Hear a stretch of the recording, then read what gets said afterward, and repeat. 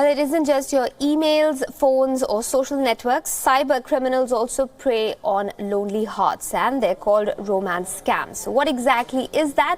These scams are long-term romantic relationships that criminals cultivate online with potential victims. How serious are they? So serious that the United States has seen losses of around $220 million in 2016, and it's prompted the FBI to issue a warning on the day that is associated with love, Valentine's Day. Take a look.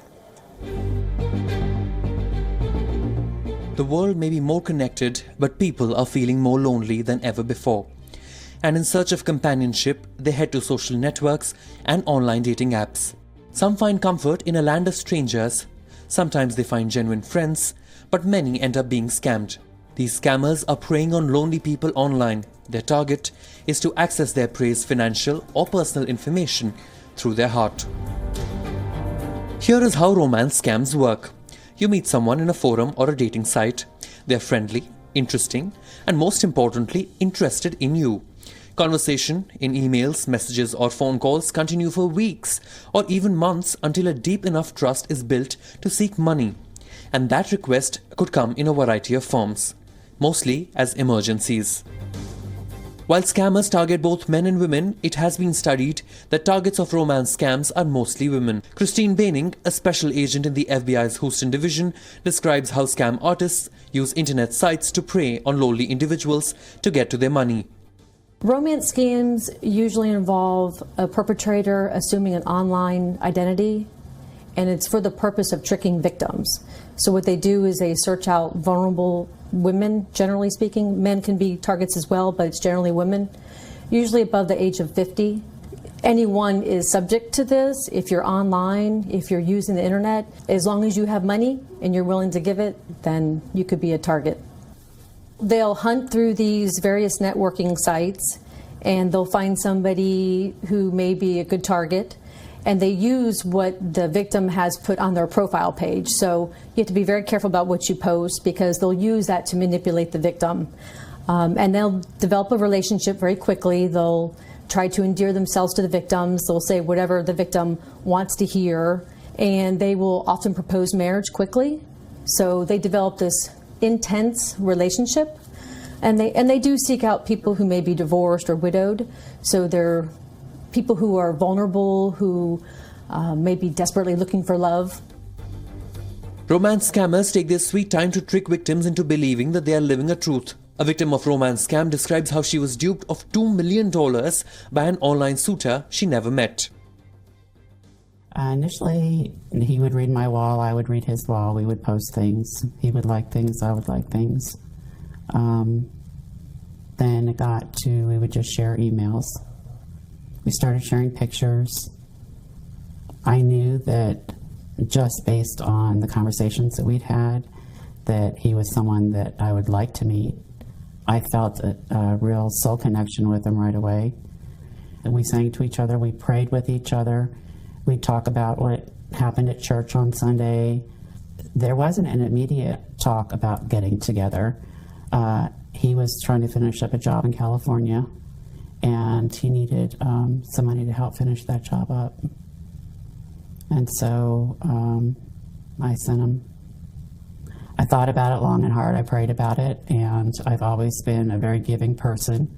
And I figured if I had money in the account, that I could send him some money, and he promised to have it back within 24, 48 hours. And I thought, could do that. No one would ever know, and I'd be okay.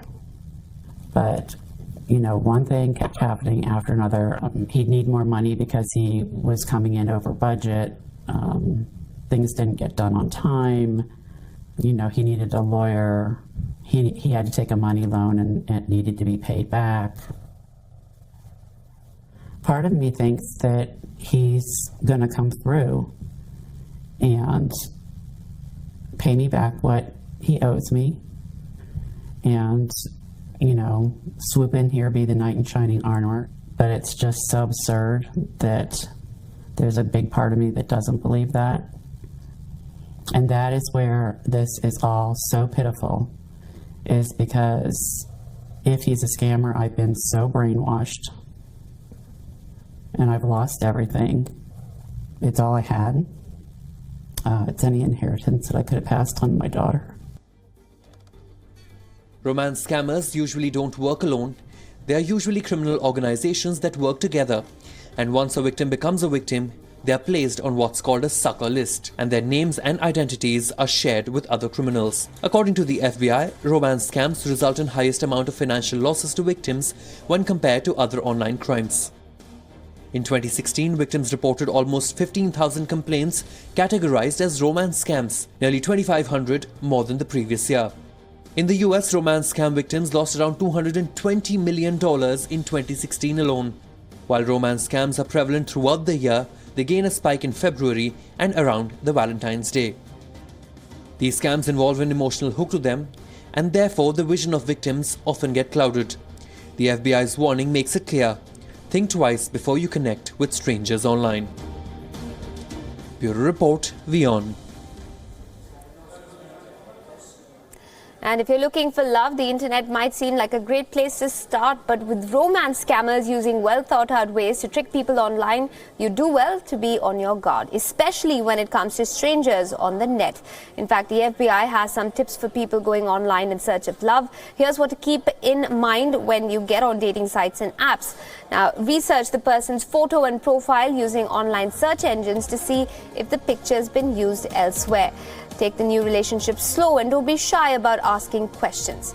A red flag should go up if the person you're chatting with seems too perfect to be true or asks you to take the relationship offline too soon.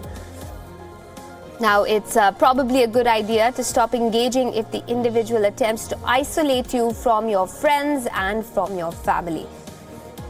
You also have reason to be concerned if the person you're chatting with promises to meet you in person, but always comes up with an excuse to not show up.